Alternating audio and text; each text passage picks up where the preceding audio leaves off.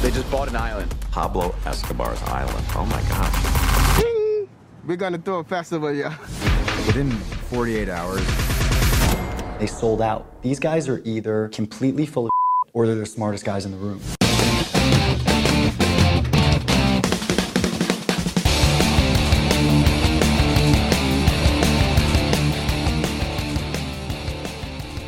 Hello, and welcome to another edition of the Sub Beacon, sponsored by Calm, the #1 app for sleep, meditation, and relaxation. I'm Victor Mattis, along with Sonny Bunch and Jonathan V. Last. I'd like to remind you the Sub Beacon is available on iTunes and Google Play. Just look at our podcast and search for Sub Beacon. You will easily find us. Please subscribe, tell your friends, and leave a review. I'd like to emphasize tell your friends, because it turns out even now, if you look at all these wonderful 5-star reviews, there are people who are just rediscovering us now. Right, Sonny? Yeah, a lot of people did not know that we have started again, but we have. And here we are on episode 7. JVL, how are you? I'm fantastic. Victorino, how are you? I'm doing well. What's going on in your life? Is it cold enough for you? It's very cold outside. Yes, lovely. Yeah. No, everything's good. How are you? Has life been excellent? I'm doing fine. I'm doing fine, but I had a question for Sonny. Question. Mm-hmm. Why do you hate Rami Malek so much? I was going to bring this up too. It's really a lot of synergy today. Please do.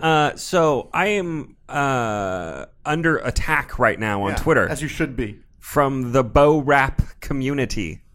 The BO space RHAP community, the Bohemian Rhapsody community, Is that code for something? A self-styled collective of Freddie Mercury and Friends of Rami, who are coming after me. No, it's actually fascinating. I'm totally interested in this because I tweeted when Malik won the Golden Globe, I tweeted something. A wonderful moment. As I'm like live tweeting, the Golden Globes, half cocked at 10:30 at night, kind of on my 6th glass of whatever. Yeah. And I was like, LMAO, Rami Malek is going to win the Oscar for looking kind of like Freddie Mercury, isn't he? Mm-hmm.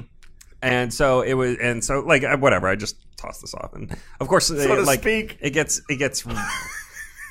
retweeted a bunch, and then the Bohemian Rhapsody community finds it, and it's an interesting mix of accounts tweeting at me. On the one hand, you have a bunch of, I think, actual real people who are just into Bohemian Rhapsody and who are really into Rami Malek. There's a whole subculture of Rami Malek. A Rami Malek subculture. People, which is, I guess it makes some sense because every famous person has a subculture of fans kind of fawning all over them. Yeah. But Malek himself is such a weird looking individual that it's even more amusing. But there's that group of fans, the people who are just really into Rami Malek and okay, fine, I get it. That's neither here nor there. The far more interesting angle to this is that there's a significant subsection of people tweeting at me. Maybe 20% of the tweets I'm getting about this are from accounts that have been created in the last 2 to 3 months, November, December 2018, a few January 2019s. Oh boy. That are extremely into Bohemian Rhapsody. They've got Bohemian Rhapsody banner images. Their profile pics are either members of Queen or Rami Malek as Freddie Mercury. I can't believe you had so much time on your hands that you could do this. It's really impressive. And it is a coordinated effort, perhaps, or maybe it's not. I don't know, but it's a very interestingly fine-tuned attack on anybody who is criticizing the movie. And also fine-tuned praise for anyone who is praising the movie. So it is. I would be willing to wager a small sum of money that there is some Oscar fluffer out there who has created a botnet designed to pump up the engagement for Bohemian Rhapsody and make it look like there's this real grassroots support for this movie. And look, and frankly, they don't even need to do this. This is a movie that grossed $800 million, right? It's like the amount of money this movie has made and the amount of enjoyment people have gotten from it. You don't really need a faux grassroots campaign for it, but it is there were other movies that this has been done for. A friend of mine, a critic who writes for the Washington City paper and the Washington Post, said something nasty about Vice, and immediately heard from several accounts that either were created in the last few months or had been reactivated. So like one account had been dormant for like 5 years and then had 50 tweets in a row about Vice.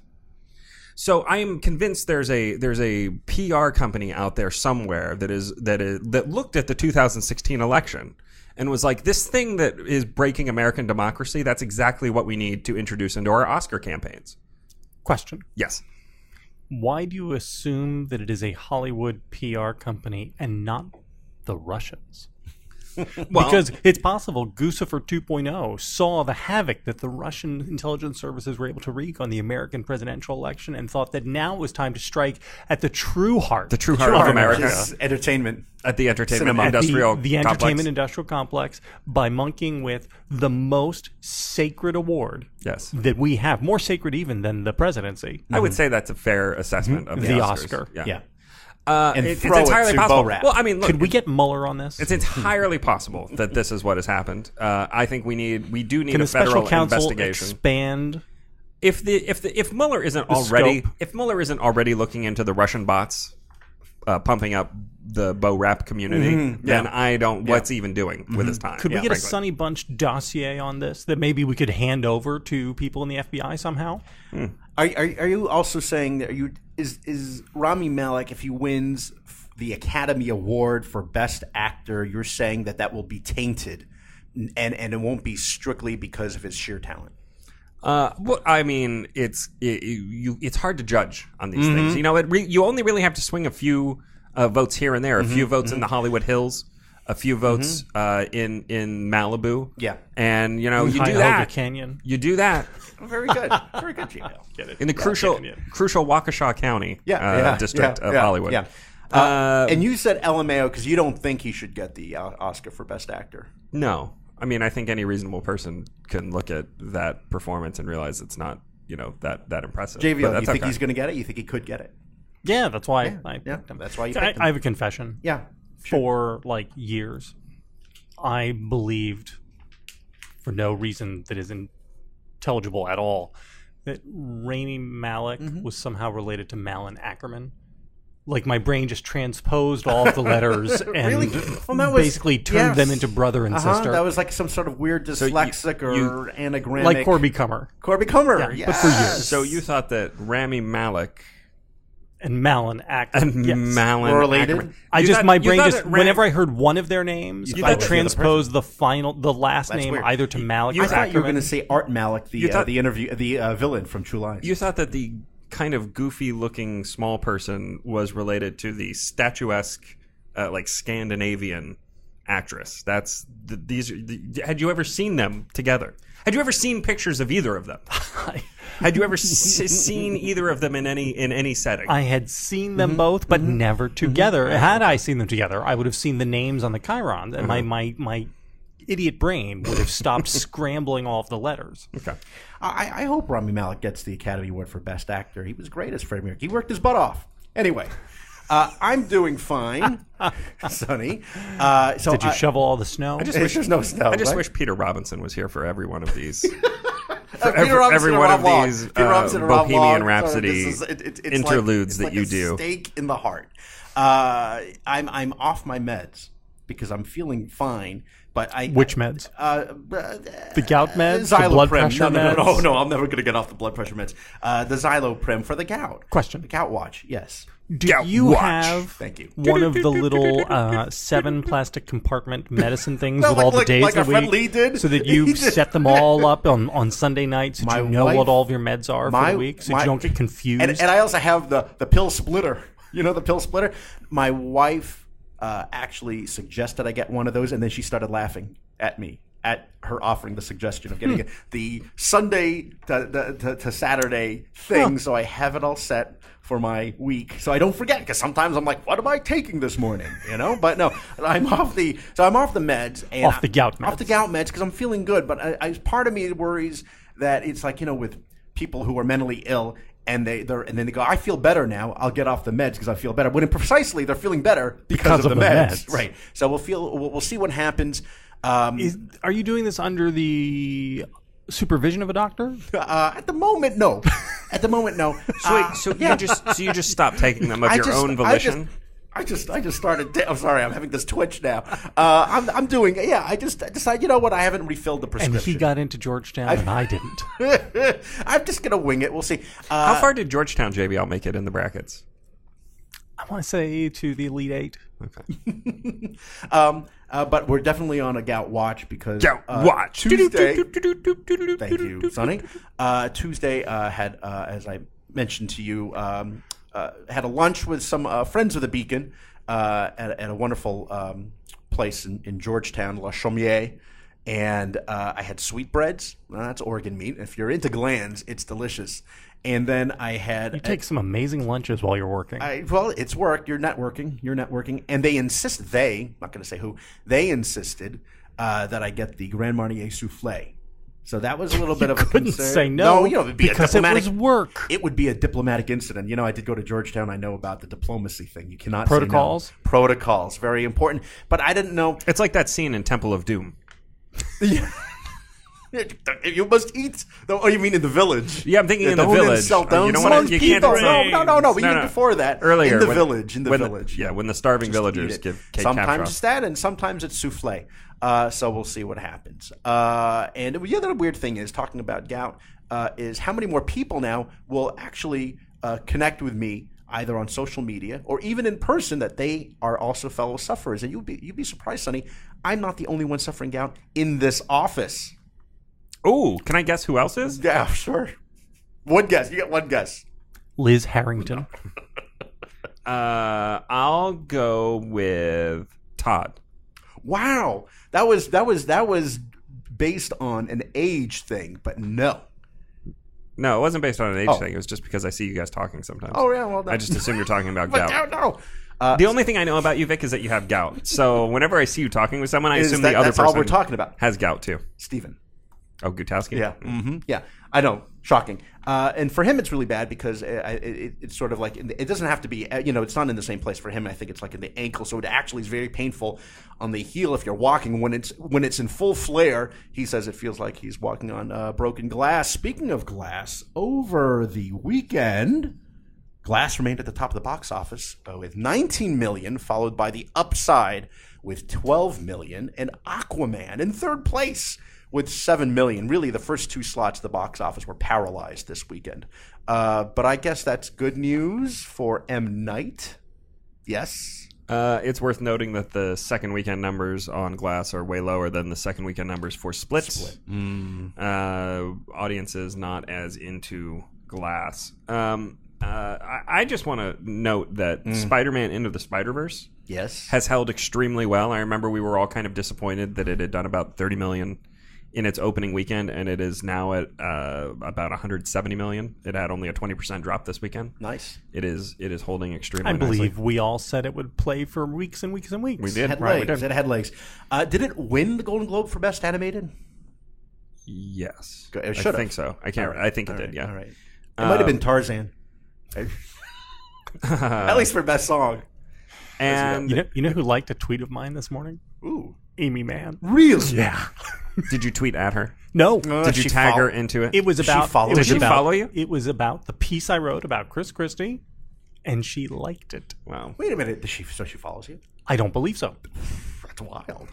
She may follow my wife. She knows you're a fan, though. Liberal she knows you Hollywood chiming in favor of the, Well, but I see what's happening here. And we should also note that Aquaman is now the highest grossing DC movie of all time. Because it's the best DC movie Take of that, all time. Dark Knight Rises. So much Trash better than Dark Knight Rises. Movie. New King on the better block. than Man of Steel. Hey, can we talk about Ben Affleck? Ben Affleck out. Ben Affleck So out Matt as Reeves, Batman. Matt Reeves is Mr. The Superman. Is the new movie The Superman? The Batman. The Batman. Sorry, wrong movie. Skip. Superman. What happened? Is that what's happening? We're getting a movie called The Batman, The Batman. starring Matt Reeves. Oh, he's Directed by Matt Reeves. Directing Matt Reeves. Directed by Matt Reeves, who directed Let Me In, Cloverfield, and the two last movies in the New Planet of the Apes Now, trilogy. I hope this will be an origin story to explain to audiences where the character Well, it's supposed comes to be. from. It's supposed to You be can never a get young enough. Batman. A young Batman. That's great. We don't know where young we Batman get- Year One. Question. Is that what this Question. is? Can we get a Wait a movie? minute. Can we get a movie where we see how Batman begins? Ooh. Could we get that, please? That's what I need. Like it. And then I want to see him rising. So there you go. I like. So, no. So, So Sonny, this is a super- you have. Superman. I have a real question for you. A serious question. Okay. When you say that Ben Affleck is your favorite Bruce Wayne, I said maybe my favorite Bruce Wayne. is that Terrible. like that tweet you did about the pothole in Roslyn, like this insanely calculated troll where you know that saying that Ben Affleck is your favorite Batman would be too much, but if you just say he's your favorite Bruce Wayne, it's almost halfway plausible, and you know people get. Is that what that is? I don't discuss my methods on this show. You know, I have a very specific sort of tweet formula that is designed to drive engagement and increase. Are you increase auditioning for Fuck following Jerry? numbers? Are we going to have to bleep that every I time don't we think mention it? I don't think That's we can his believe it. It's a name. That's proper his name. name. It's a That's his name. name. Well, It's a brand name. Yeah, well, we'll get to. Okay, we'll get to that in We'll a get to second. them in a minute. Let's not. so Let's what- not use it. Let's not use it Liberally. But hold on. So what happened to Ben Affleck? He's gone. Ben Affleck was going to be out ever since since Justice League tanked. I mean, they're getting rid of Ben Affleck. They're going to get rid of Henry Cavill. Well, here's unfortunately. why. I mean, if I could just explain to you why. Please. And our Because listeners. Justice League was so successful Yeah. Oh, that's it. They want to. that they realized it would be impossible to top themselves, Artistically and financially. both artistically and financially. And so they've decided to leave the stage in order to allow new creative talent to reinvent the franchise. Studios are so thoughtful. They Studio really execs are. are so thoughtful. They really are. They're Who's very in the good. running? Who do they saying is going to be the next? No, but there are no names yet. I mean, this is now the next 6 months is who's going to be Batman, and there's going to be 50 stories a day on all the dumb nerd sites. Just to say, you know, do I think that he is the best Bruce Wayne? What I mean by that is I like that version of Bruce Wayne, the kind of like older, drunk, snarly, as opposed to the callow young playboy Bruce Wayne. I prefer the If you like that flavor, why don't you like Michael Keaton? Michael Keaton. Because Michael Keaton plays him as crazy. I agree. And I love it. Yeah, Michael Keaton plays Bruce Wayne as just as a little bit more. I mean, I think Michael Keaton is still possibly the gold standard. I don't know. Michael Keaton and Christian Bale probably won too, but they're also in the best of the Batman movies, so it's hard to separate. But I like the whole Ben Affleck as like the CrossFit doing. Angry, drunk, old man leaving models in his bed so he can go wander around in his Batcave. Batman. That's my preferred Batman mode. All right. But I was going to say, you mentioned earlier F. Jerry, JVL, and that brings us to what we're discussing mainly today, which is not any of the movies in the box office, but rather two very interesting documentaries on Netflix and Hulu on the notorious Fyre Festival. Sonny, what's happening here? So Hulu and Netflix released competing documentaries about the Fyre Festival within a couple days of each other last week. Was it last week or the week before? Maybe the week before.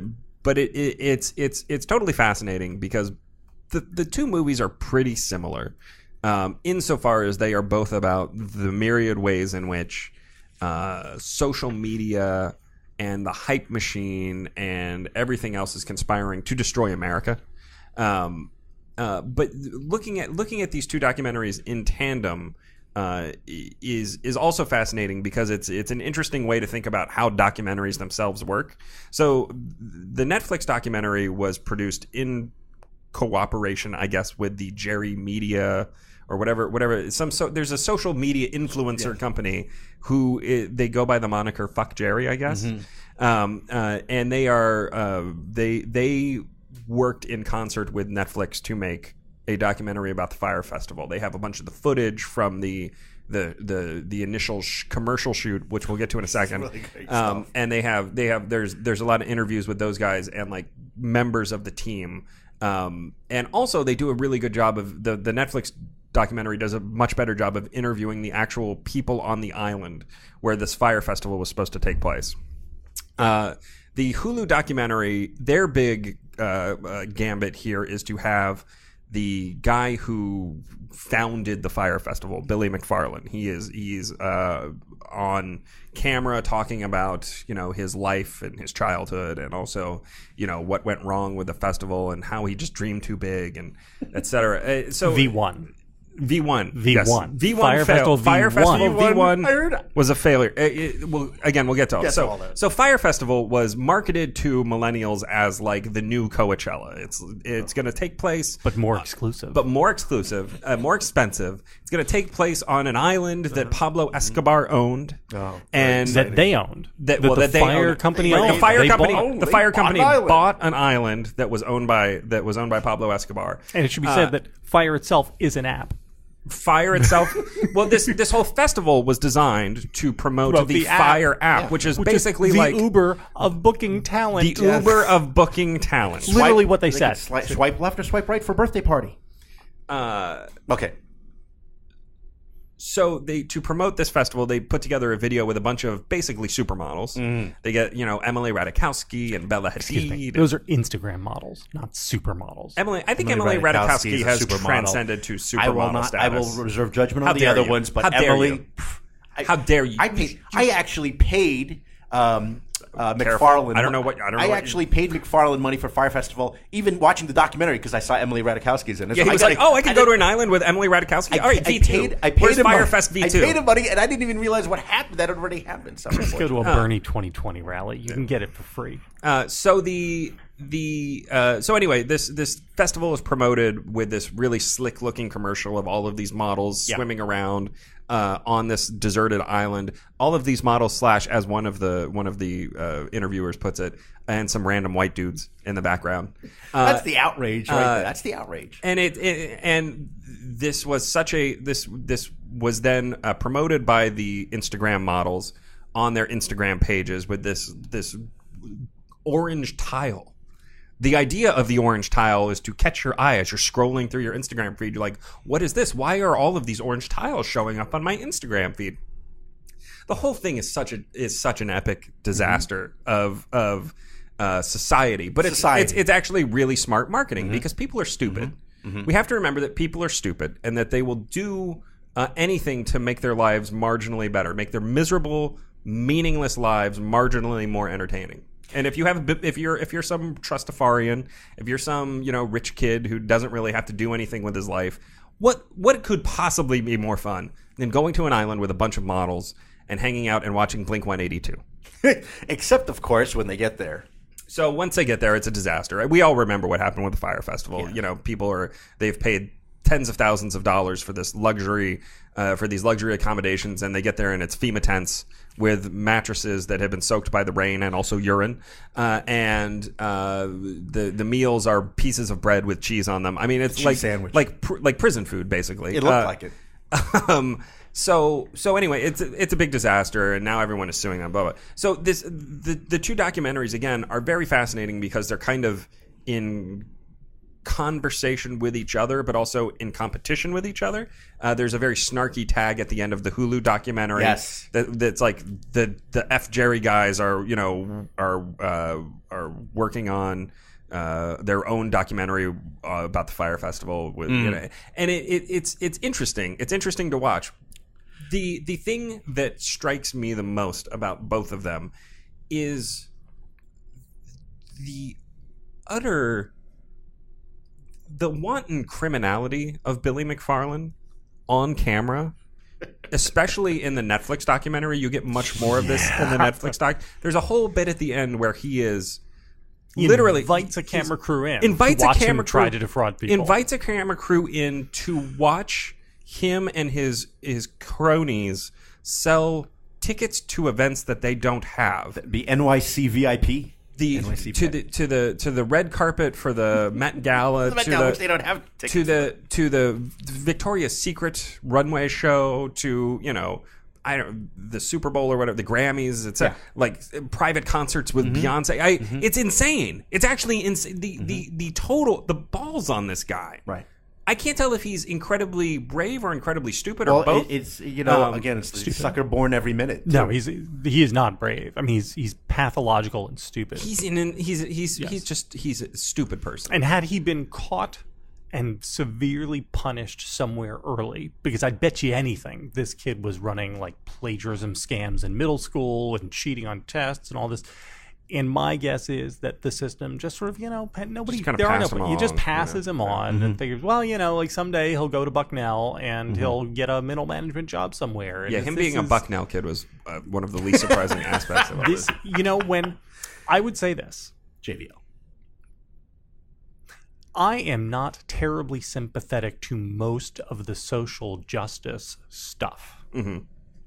But whenever you hear people talk about white privilege, and you see a guy like Billy McFarland, you have to stop and say, "Yeah, okay." I mean, okay. The way far left has a point here. I don't know about a guy like that just getting passed off and passed off and passed off until there are other stupid rich white people handing him checks for hundreds of thousands of dollars. And there's a bit in the Hulu documentary where an African American gentleman is like, "Yeah, I spent some time in prison, and I was trying to explain it to Billy." And he was just like, "No, I'm not going there." That was the Netflix one. And that was a Netflix one? That was the Netflix camera one. guy. That was the camera guy who was fantastic. Yeah. It was. Victorino, did you prefer one to the other? Yeah. You know what? Which did you watch first? Is Netflix. the most important I watched question. the Netflix one. I think that's the correct order. I think you should watch Netflix first. And I was Hulu reluctant second. to watch the Hulu one after I read our friend Paul Crookston's review of it, where he reviewed both, and he said the Netflix one was better. But for the purposes of the show, I temporarily subscribed to Hulu. Remind me to cancel that. Anyway, so I watched the Hulu documentary. But you know what? The Hulu one was actually not that. So I had lower expectations for it. What's really interesting about the Hulu documentary and the quote interview with McFarland is it's part of it's obviously what he says, but I love these pauses where they just have him looking in silence out into space, and clearly I'm imagining that they just muted the guy behind the camera asking him some question or talking, and he's just staring there, like contemplating his actions. But I don't know. I kind of like the idea of Magnesis. I'd like to be a part of that. We haven't even discussed Magnesis. Magnesis. Let me tell you about Magnesis. I like that idea. That's great. Magnesis is it's a strip of metal that is the size of a credit card that you imprint your other credit cards on, and for the luxury of using this hunk of metal, you pay a couple $100 a year, and then you also get access to a townhouse where you can hang out with other people who are stupid enough to pay $200 for a piece of metal that works in place of their credit cards. Cable news bookers had him on television to talk about this. The content. Well, we can get to that in a minute. Yeah. I was going to say one of the things that I enjoyed, if that's the word, is I believe in the Netflix one, they interviewed the poor guy who, aside from the logistical nightmare that he had to deal with, in the end, they suggested, well, that's okay. You could deal with all these masses of people there because you're their yoga instructor. That one? Remember that was Netflix? That was Netflix, yes. Netflix. Yeah, because as if all these people, needed meditation at that moment. Speaking of which, JVL. Yay! I get to talk about our friends at Calm. Calm.com is a meditation, relaxation, and sleep application that you put on your phone. Calm, CALM.com. We use it all the time at my house. We are longtime users of Calm and way predating their sponsorship of the show. And it's fantastic. I cannot imagine our lives without it. We use it primarily for our kids, and we use sleep stories. They have children's sleep stories. They have an ever-expanding library of these, and what they are is they are short-ish, some as short as like 12, some as long as maybe like 35-minute stories read to you by people with amazing voices, which then help your children fall to sleep. I would like to show you boys what we did the other night. My two girls, do not share a room. They each have their own room. But for some reason, when they had to share a room, it was a source of endless conflict, and we gave them separate rooms, and now they sleep together in the same room all the time. Yes. I don't understand it. So they normally sleep with Favorite in the bottom bunk and Little E in the top bunk. And the other night, they both crawled into the bottom bunk together because they said, "Daddy, we just want to cuddle for a couple minutes, and then I will get up," Little E said, "and I will go to the top bunk." And I said, "Okay." And so I put on The Magic Wand by British actress and storyteller Anna Acton. Hello, my name's Anna, and tonight I'll be reading you a special bedtime story called The Magic Wand. So I leave the room. I come back 5 minutes later, and this is what I see. Oh, look at knocked them out. It's like Two of them are literally, it was as if you had hit them in the neck with a blowgun dart with Brazilian toad venom or whatever that just bam. I was going to say propofol, but okay. And this is what it is like for our kids every damn night. It is amazing. If you are a parent and who have kids who have trouble with sleep, which is like 95% of all kids, you should get calm.com. It's amazing. For a limited time, the great people at Calm are going to give our listeners 25% off of a premium subscription to calm.com. If you just go to calm.com/subbeacon, that's CALM.com/subbeacon, they're going to give you 25% off. It gives you access to all of their sleep stories, all of their meditations. It's sensational. I personally pay full freight for this. I don't get the 25% off, and it is worth every penny. If they double the price, we would still be paying for it. So if you have kids out there, subscribe to calm.com. And even if you don't, actually, the little siesta meditations are quite good. And I'll talk more about all those other things the next time. But calm.com is fantastic. Calm.com/subbeacon. Thank you, JVL. You texted us while you were watching the Netflix documentary. Did you do it in the same order, Netflix and Hulu, or did you just saw that? And you enjoyed this documentary.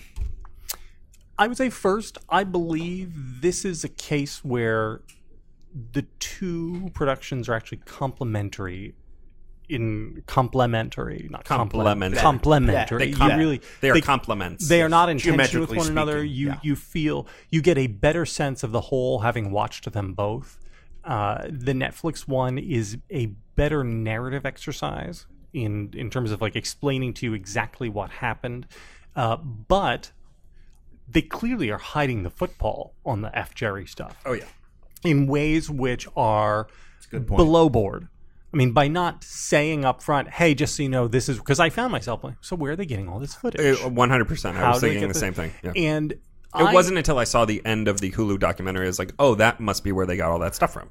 Yeah. I don't have a huge problem with Vice News getting with F. Jerry in order to make this documentary. I don't even hold the F. Jerry people in all that much blame for all of this. I mean, look, they're a contractor. They're doing their thing. However, for them to never acknowledge their part, never acknowledge that the guy who's the lead on the account wound up quitting after the fact, and he then becomes, in the Hulu documentary, the principal witness against F. Jerry, that I find troubling and disheartening at the end. I will say this. I do not believe I have ever derived more pleasure in an emotional, spiritual, sexual sense from watching a piece of filmed entertainment than I did from watching the Netflix Fyre. Since watching it 3 days ago, I have, hand to God, pulled it up a couple times on Netflix and just fast forward to a random scene and just watched it for 5 minutes and then turned it off. Makes you feel better. Because everybody, save for the one Jamaican woman who it's heartbreaking, who runs the restaurant, who lost her savings. Bahamian? I'm sorry, Bahamian, yes. And then the one camera guy.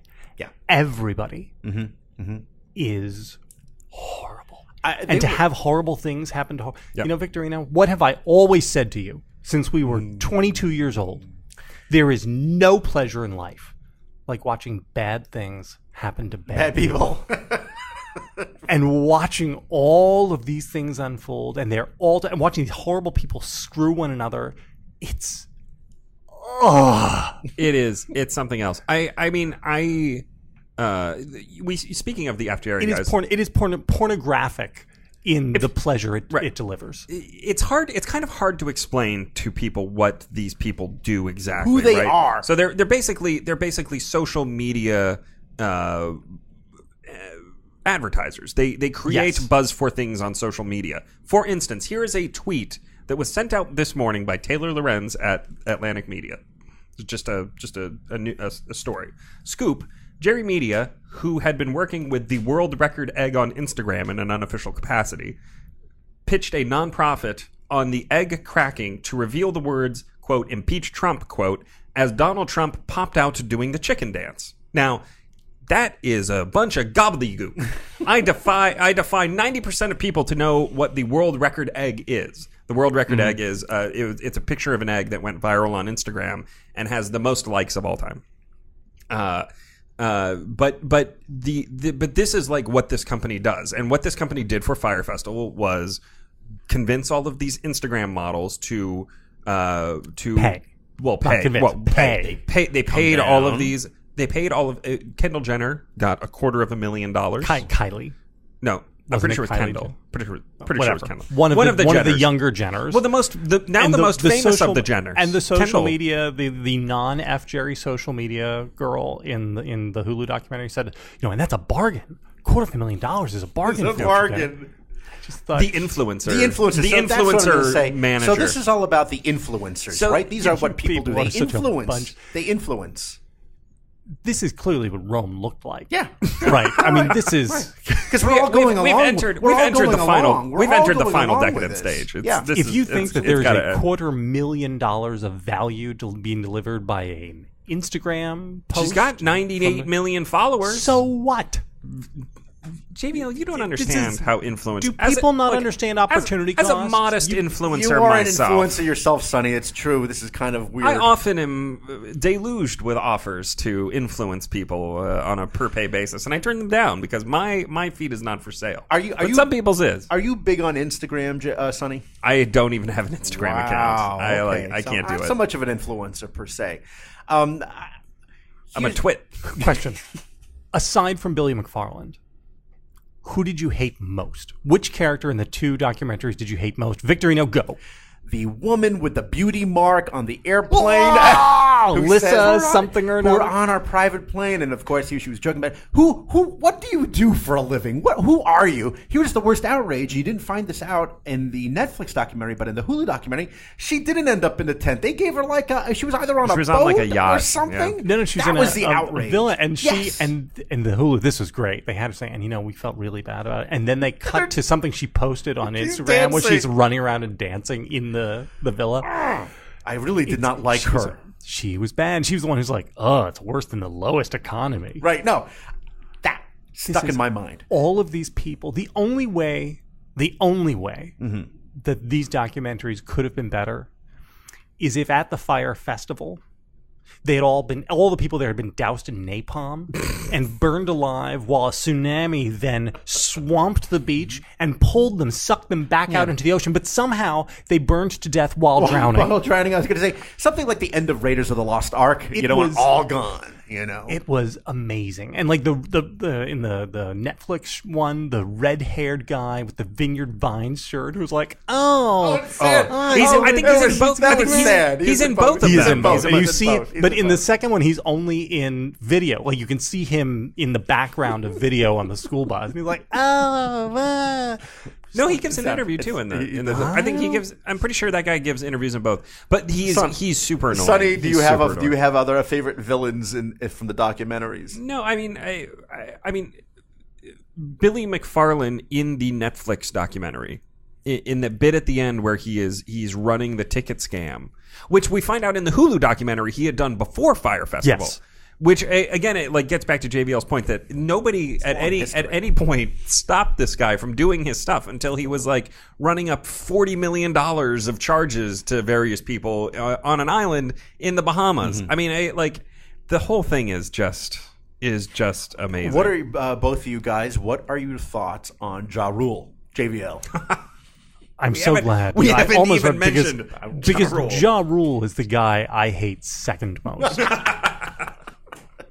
Please elaborate. Ja Rule, who has an IQ of what, 73? You're just like, yeah, man. What up, dude?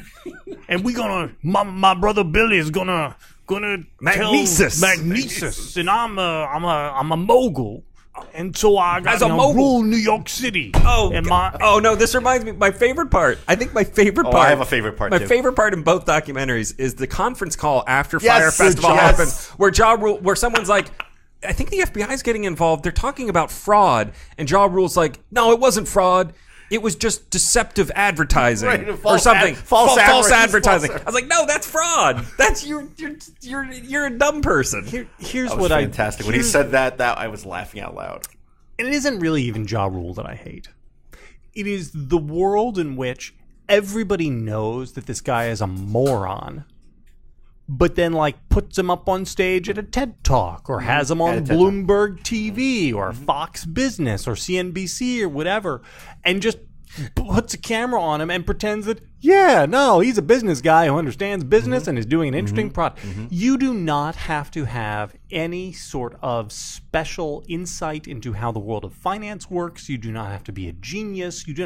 Anybody with half a brain of common sense could look at all of this and have said, no, none of this works. This is a fraud. It's like the Theranos thing. It's like the one guy, actually, the one guy who the hero of all this is the millennial finance guy. Fire fraud. The Fyre becomes who the Fyre creates the fraud. Twitter account Fyre Who starts fraud. putting up actual maps of the island with the things like, look, here's the Sandals Resort right here. They don't have any running water. This isn't possible. This isn't going to happen. That's They tried to shut him down. And the willful disregard of any, because we're in our own reality, but YOLO. Whatever. I hate it. And Well, why would they charge us $10,000 for a villa if they didn't have a villa to sell us? JBL? 40,000 at the end. Oh, we're out of 10. You got to go up to the 40,000 level. Why would I not pay $125,000 for a VIP package to the Instagram Island Model concert? They clearly have all of these things set up and ready to go.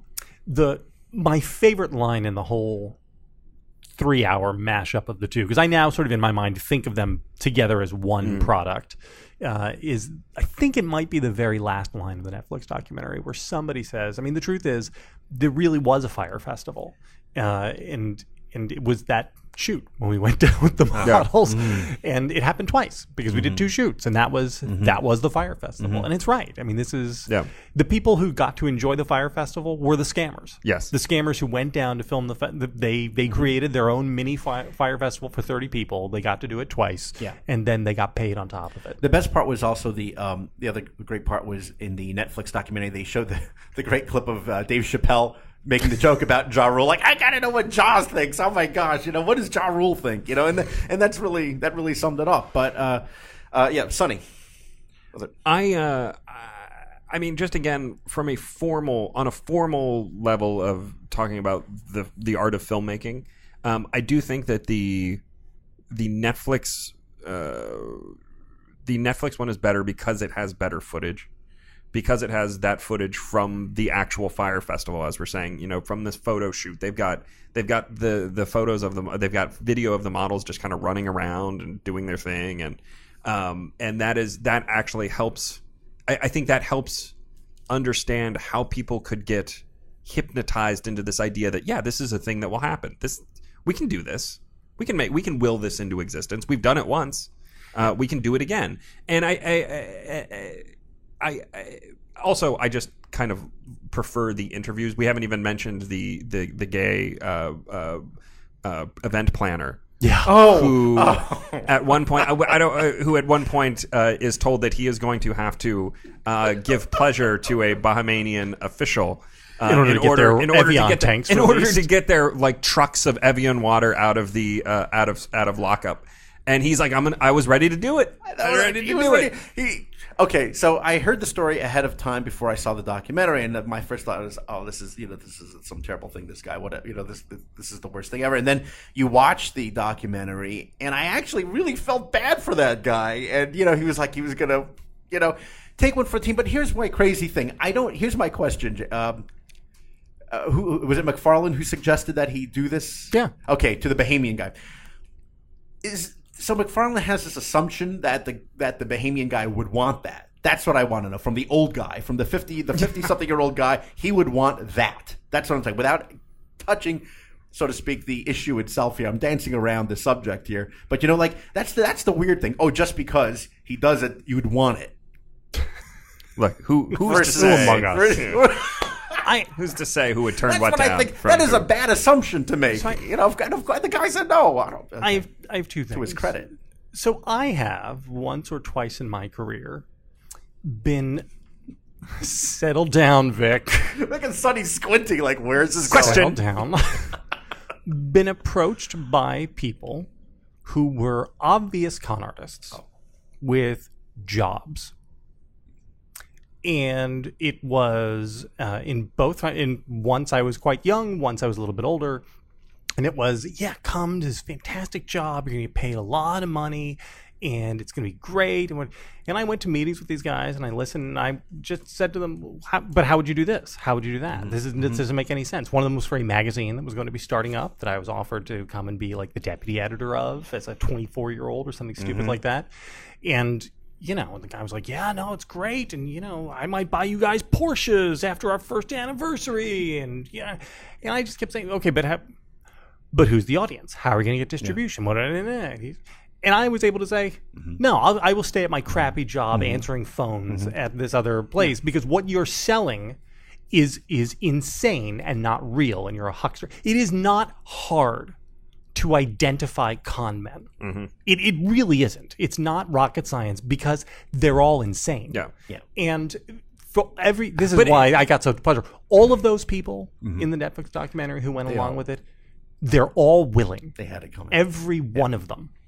And I hate it. And the one complaint I have about the Hulu, really, besides the fact that I thought it was a little bit sort of overly produced in the sort of, the B-roll footage and shots of animation and stuff like that. I did not like the way they treated McFarland on camera. Precisely what you say with the long pauses. And stuff. Because they're stacking the deck against him. They're you don't stacking need to. the deck against him, and my fear is that makes him look 1% sympathetic, and he doesn't need. You don't need to stack the deck against Hitler. And let's be honest, Billy McFarland is essentially worse than Hitler. Well, it was also. So did you notice how they shot him? Yes, the fisheye that itself with the fisheye lens below. They shoot him a fisheye lens that must have been the camera must have been at on the shin floor. level. Yes, right. I did not like that at all. And I was just like, that's not necessary. You don't need to do that. And it's clearly designed to make him look like a big galoot because it distorts his feet. His legs look enormous. The whole thing is weird and awkward. And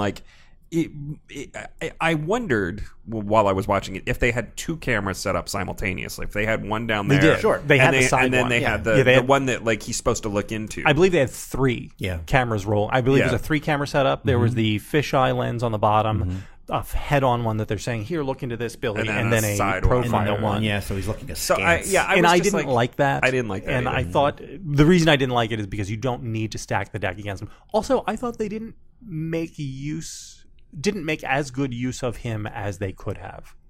I mean, I don't know what the rest of the raw footage looks like, but I think you could have gone after him harder than they did. That said, it was still very interesting. There's a bunch of stuff Hulu in also that. paid him. Did they? Yes.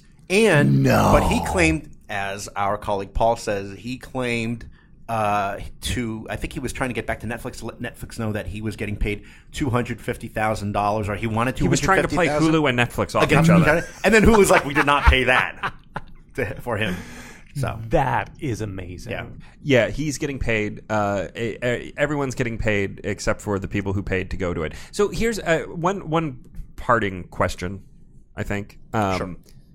Do you guys believe. Do you think that the Instagram models should be sued for partaking in this, for advertising it, for lending their names to this and convincing people to go? JVL. I don't think you can blame the Instagram models any more than you could blame the cameramen.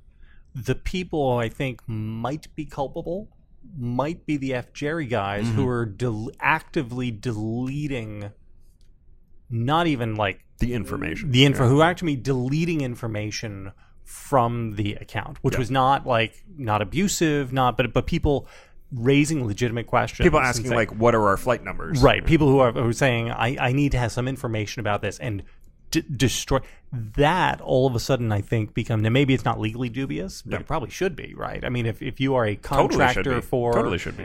You are then, that seems like an active attempt to defraud people. If you're shining people on in an effort to get them to come to this, if you're sending them emails saying, you need to put money on this wristband, you need to this is going to be a cashless festival, you need to send us thousands of dollars. But that's not F. Jerry.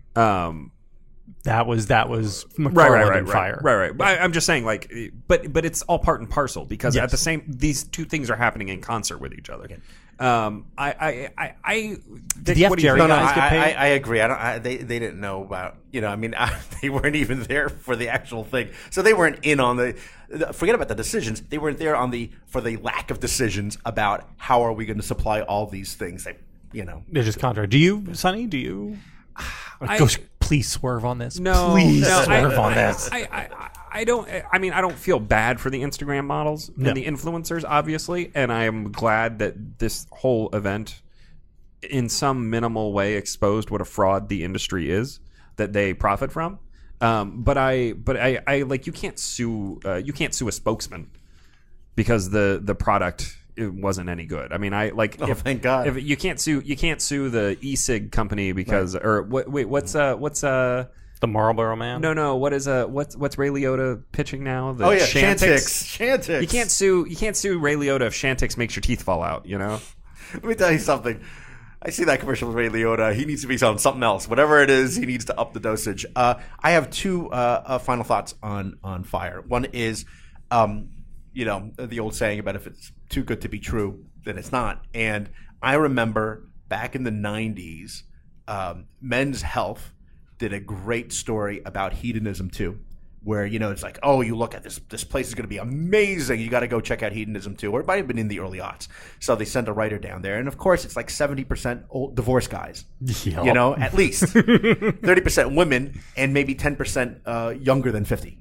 And I mean, and that's what they arrived at hedonism too. And the funny thing is, I believe the editor of Men's Health at the time was Greg Gutfeld. I believe it was. That was a Greg Gutfeld kind of a story. Classic his story. Yeah. He was such a great editor. And the other thing is this, in terms of where our society is going and how this happened. When I watched the Fyre documentaries, I was reminded years ago, maybe 7-8 years ago, when CitiCard did a commercial for their new, get the credit card and the City Pass. And the commercial is available you can check it out on YouTube if you type in City commercial Alicia Keys. And it opens with a sort of very milquetoasty guy getting dumped by his girlfriend. The girlfriend says, "You're boring. You're boring." He says, "I'm boring. That's it. I'm getting my City Pass."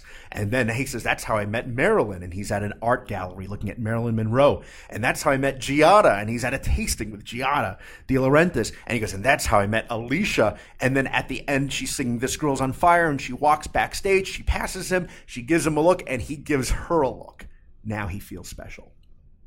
And then here we are. Oh my God. It's like the classy magnesis. Yeah, and then that's where we are, because they want to be a part. They're not anything, and they want to be something. We're going to the Bahamas. It's the greatest. It's great. The it's greatest sick. movie it's ever. Sick. I will watch this movie probably, no joke, dozens of times over the coming year. So at the end of, so we can already pencil this in as number 1 on your top 10 at the end. 100%. It's a great documentary. I did just pure every pleasure center that I have in my body, because I am a natural born hater, is just tickled and massaged and edged, and it's amazing. They say that Disney's Castaway Key Island also was formerly used for drug running before, back in the 80s. But you don't see them bragging about that. Well, the message they're bragging about is what cost them the island. Yeah. Because do you remember this? So first of all, they didn't buy the island. They were just renting it. Yeah. And the owner of the island said, Right. just don't say anything about Pablo Escobar. And then it's like the first thing in the video. The very first thing he does then is yank it so they lose their sight.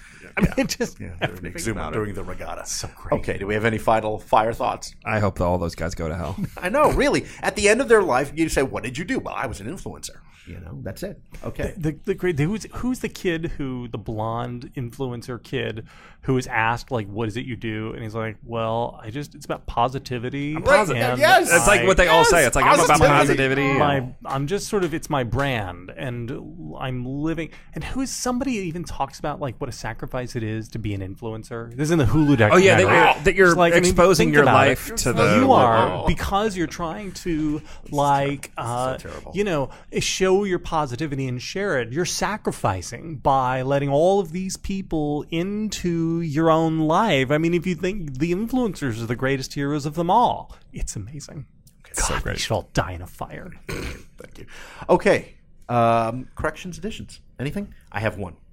Thank you to listener Brendan Dunn, who corrected my reference to the essay form. It's Montaigne, not Montesquieu. I could have said Montezuma. Okay.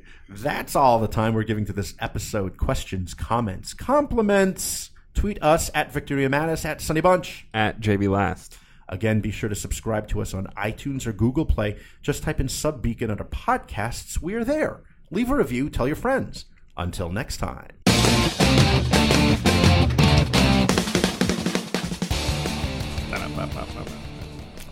I have a little something for you boys. Great. I think I have something to share. I'm scared. That you don't know about me, Victorino. Well, I know a lot about you. I know. It's been it's nice to know after all these years I can still surprise him. I was right. That was in the card you gave me. Okay, go ahead. In my youth, from about the age 17 through 22, I was a concert guy. What do you mean? I went to like music. I went to Lollapalooza. You went to shows? No, I went to like Lollapalooza, the first revival of the like back in 94. Wow, 92. The revival of the music festival. Lollapalooza was the first music festival revival. Like there had been like 20 years without one, and after it succeeded, we got more Lollapaloozas. There was Warped. There was like Warped, which was for Woodstock 94. Woodstock 94 related, right? This is all because of Perry Farrell's Lollapalooza, and my buddy Chris and I went to a giant. You would not think that me, with all of my little fastidious things, would be okay at a music festival with all these people. But, where did you go to the bathroom? I held it all day, obviously. I'm sorry. What did you think I did?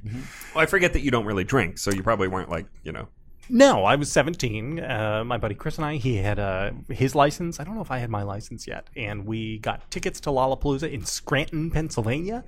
And we drove out. We got a hotel room at a Red Roof Inn, like 20 miles away from the thing. It was the first time that I ever went away quasi-unsupervised as this is a thing we're going to do. I think Chris and I were literally the only people at Lollapalooza not either drunk or stoned. Did you get a contact high just being exposed to all that? No, but weirdly enough, I enjoyed it. This was back when I used to like being around. What were the bands? Yeah. So let's see, who was there? Primus was a headliner. This is actually cool. Pearl Jam was there, and they were a mid-card act because they were in the process of breaking big. So they had... So 10 had come out, but it wasn't... But had come out like 2 months before, and so Pearl Jam was in a weird... They were playing at like 3 o'clock in the afternoon, and everybody was there for it. It was Ice Cube or Ice T. Nice. Either Ice Cube or Ice T. Ice Cube would have been really good. It's hard to tell them apart. I like... I'm kidding. And it was great. It was really, really good. Watching Les Claypool play bass live was pretty awesome. He's like, this is a song about a friend of mine. He took a belt and he hung himself. It was, it was great. I'm pretty sure. I was into that sort of thing back then. That's amazing. Yeah. No, and I knew you liked Primus, but I didn't realize you would. You never told me at the time that you had gone to those concerts. I'm pretty sure that I got a contact high when I went to the Diana Ross concert in Central Park during the wilding because the guy in front of me was high as a kite and I thought he was just acting weird. And we were there for like 4 hours and he was right in front of me where you are and I was 9. I'm sure it's fine.